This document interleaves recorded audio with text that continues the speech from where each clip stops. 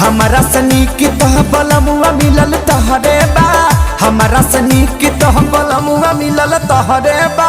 रंग के लगाई भातार सखी बहरे बा, रंग के लगाई भातार सखी बहरे बा।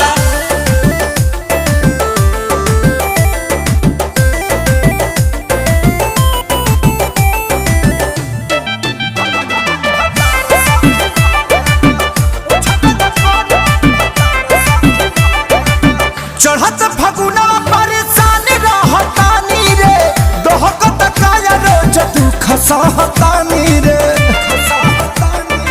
ये सखी चढ़त फगुना परेशान रहतानी रे, दोहकत काया रोज दुख सहतानी रे। खाना खुराक तो घोटात नइख जहरे बा, खाना खुराक तो घोटात नइख जहरे बा।